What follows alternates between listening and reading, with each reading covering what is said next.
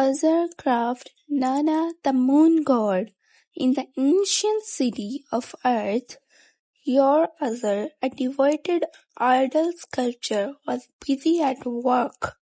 The Euphrates River flowed closely by, humming musically in the background to the soft hammering of Azar's tool. Around him, a variety of statues could be seen, some made of wood, while some were made of stone. The people of Ur prayed to the sun, stars, and even the moon, and also made idols to represent them. Today, Azar was working on a very special idol. It was Nana, the moon god of Ur.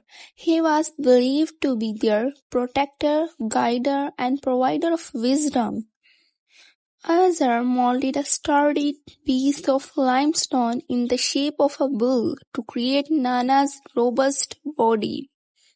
Next, he carefully sanded a piece of shiny metal in the shape of the crescent to place on the statue head to represent the moon. He was just beginning to select some precious, brilliant blue stone to decorate the statue beard when he heard footsteps approaching. A group of peasants of Ur had stopped to visit. Azar left his work immediately and stood up in respect to greet the guests. Azar, you have made a fine idol indeed. King Nimrod will be very pleased. The chief priest said, eyeing Azar's work in appreciation. Azar's face broke into a proud smile on hearing the name of the king, who was also a devout moon worshipper. We shall place the statue inside the ziggurat, said another. The ziggurat was the grand temple at Ur. May Nana accept our offering and protect us from the floods of Euphrates rivers. The chief priest prayed, his head bowed low, hands folded in devoted submission. May Nana keep us safe, Azar repeated in humble submission. He clasped his hand in excitement at the thought of the idol made from his very own hands to be offered as a gift of Nana. As the visitor left, the face of a young man popped in Azar's mind, dampening his spirit immediately. A young man insistent questioning echoed in Azar's head. The person was none other than Azar's very own son, Ibrahim, peace be upon him. Why do you worship something that cannot hear you? This thing cannot see you. Ibrahim's voice boomed in his head. Bah, Azar grumbled, shaking off the uninvented voices from his mind. He got back to work with renewed energy. Chapter 2. My dearest father. Azar tentatively wiped some dust from an idol's arm before kneeling and praying in front of it. Prophet Ibrahim, peace be upon him, watched worriedly as his father bowed before the idol. Oh, my dearest father, why do you worship something that cannot benefit you in any way? He asked politely. Azar jerked up from his kneeling position, staring at his son in wrathful disbelief. I am your father. I know everything. I know better. Azar cried out in fury, a vein building on the side of his face in anger. His own child behaving as if he was smarter than him was a blow to his pride. His own child trying to prove him wrong was too much to swallow. Children can't be smarter than adults, can they? They most definitely can. Prophet Ibrahim, peace be upon him, was a wise man whose eyes heard and soul has seen that Allah was the only God. Please don't worship Satan. Satan is a disobeyed of Allah, the Merciful. If you follow him, I fear you and your people will all end up in the hellfire as a grave punishment. This was too much for Azar to take. He just could not believe his ears. To not just question his own father, but also announce a punishment. His face turned purple in fury, with eyes popping out in blinding anger. He scooped up a handful of stone and cried, "How dare you reject our gods?" Azar thundered in rage, "Stop this or else I will stone you. Keep out of my way." He threatened, holding his fists high in the air, ready to fire a volley of stone. Ibrahim, peace be upon him, was a true believer, and this was the test of his patience. True believers do not react to anger with anger. They do not answer back and shout disrespectful words. Instead, they answer calmly and sensibly. Ibrahim, peace be upon him, did not even for a moment forget that standing in front of him, ready to attack him, was none other but his own father. "May peace be upon you. I shall pray for you and beg my God to forgive you. For now I will leave you and the idol you pray to," he said instead, showing his father that he would never insult him back. Azar watched as his son walked away. For the umpteenth time he thought to himself why Ibrahim, peace be upon him, could not just follow the practice of his own forefathers without asking any question just like he had. Chapter 3. This can't be my lord. A cold, chilly night had blanketed the city of Ur. The brilliant sky was illuminated with specks of tiny glittering stars. It was a beautiful night for most people who were resting peacefully with dreams of a secure future after their sacrifices and gifts for Nana. Except for Azar, whose mind was too disturbed for slumber. He gripped his head with his fingers, shoulders hunched as if a mountain had been placed on them. Some of Azar's friends sat around him, trying unsuccessfully to cheer him up. "Hanging Azar, your son is young and rebellion is common for this age. He will come around," consoled one, throwing his arm around the anxious man. Azar knew the matter was much graver. "He say we have all gone astray," he exclaimed in agitation. Prophet Ibrahim, peace be upon him, was close by and overheard the entire conversation. It dawned on him that this was a rare chance to talk to his father and his people at the same time.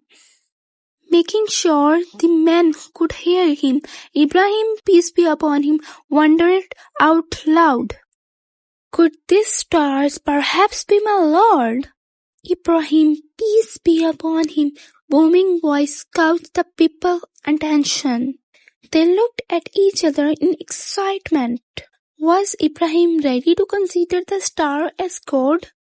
But as the glittering star disappeared from the sight, Ibrahim, peace be upon him, loudly rejected the idea. "I don't like things that hide away," he declared, leaving the overhearing men around him flabbergasted. Turning his attention to the rising moon, he went on to ponder. "Is this magnificent moon my Lord?" As Ibrahim, peace be upon him, gazed at the tranquil sky, the moon shone as bright as diamond. But the spectacle was short-lived, and it was not long before the moon set too, disappearing from sight of the fascinated onlookers. "Had Allah not guided me, I too would have been misguided into worshipping the moon," Ibrahim, peace be upon him, concluded, making his point successfully. The people were shocked and outraged at this unexpected monologue. But Ibrahim, peace be upon him, was adamant to get them to see the truth. The next morning, when the sun shone bright and mighty, he delivered the final blow. This is the biggest of them all. This is surely perhaps my Lord, he announced excitedly, knowing fully well that the sun would set in a few hours. And very soon the sun set for the day, splashing streaks of amber and burnt orange across the horizon. By this time, a crowd had gathered to hear what this young man was up to. News of his loud pondering had spread around the town. Ibrahim, peace be upon him, was waiting for this moment. To all those that were within earshot of hearing what he had to say, Ibrahim, peace be upon him, preached wholeheartedly. My people, everything that you worship beside Allah, I disown it. I have surrendered myself to my Lord, who is one and only Allah. He is the ultimate creator of the sun, the moon, and the stars. I can never, ever be a polytheist. Ibrahim, peace be upon him, the oneness of Allah was punctuated with a loud murmur of horrified gasps from the audience. What are these lifeless objects that you are so devoted to? Why do you bow before them? He asked, demanding an explanation. We don't know why. We just do what we have seen our fathers do. The crowd murmured a confused response. You and your father have clearly gotten on the wrong path. Ibrahim, peace be upon him, explained. Are you joking with us? They gasped in bewilderment. In fact, your true Lord is the Lord of the heaven and the earth. He who created them, instructed Ibrahim, peace be upon him. They clicked their tongue in amazement and looked at each other. Our gods will be so unhappy. The wrath of Nana will be upon you. Your future is doomed. Be very afraid, Ibrahim, be very afraid. You have dared to mock the practice of our forefathers and even our Royal Highness King Nimrud. They threatened ominously. I am not afraid.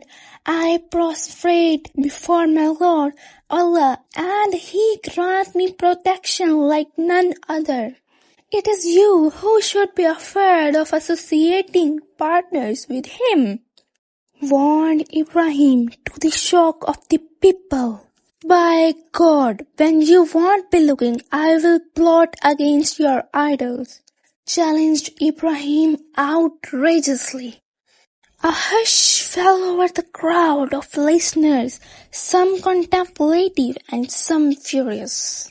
What catastrophe had Ibrahim brought? Chapter 5. The execution of the plan. The luminous moon shone in the sky. Spring season was officially about to begin, and the people of Ur were ready to celebrate its arrival. The banks of the Euphrates were decorated with a number of boats, laden with sacrificial offerings for the gods. A royal banquet had been organized by the king Nimrud himself to honor Nana so that the new season's crops grew in abundance.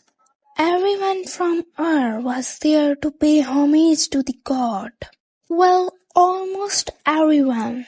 With the entrance of cigarette left unguarded, Ibrahim, peace be upon him, walked in the home of the gods, armed with a hammer. The sight in front of his eyes showed the ignorant and insensible beliefs of his people. A feast for a king was laid out in front of the idols.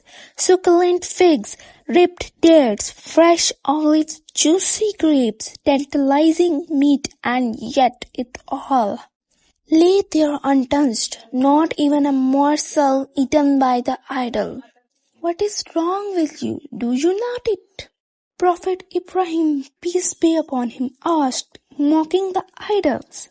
What's the matter? Why do you not speak? He asked, taunting the lifeless being to respond. The statue of the stone and the metal did nothing but stare back in silence. And with that, Ibrahim, peace be upon him, raised the hammer in his right arm and hurled it at the idols with all his might. Crash! The idols crumbled to the floor in a million pieces, leaving the hammer on the biggest idol as if it was holding it. Ibrahim, peace be upon him, left the temple before the people returned. And what a shock they were in for! They stared at the broken bits and pieces of their holy delights and exclaimed in horror, "Who has done this to our gods?" They sobbed. "What's a wicked thing to do?" they mourned. Upon discussion, they remember Ibrahim's open challenge. Very soon, Ibrahim, peace be upon him, was brought in an explanation demand for the catastrophe at the temple.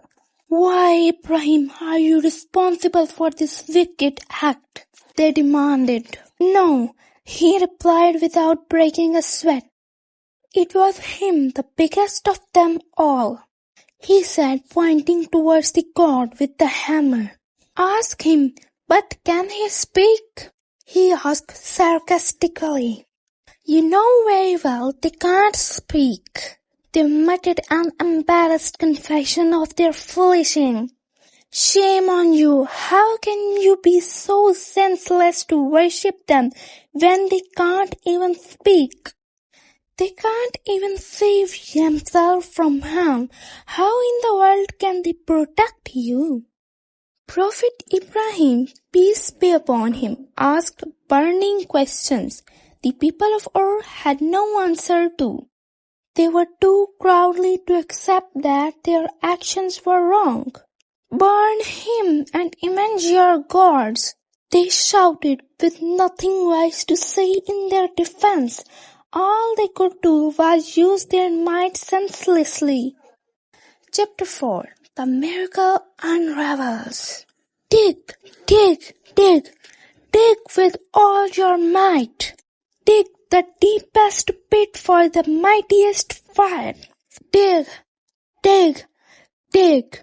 And so began the plotting of the meanest revenge. The people of Ur set out to dig the deepest pit imaginable.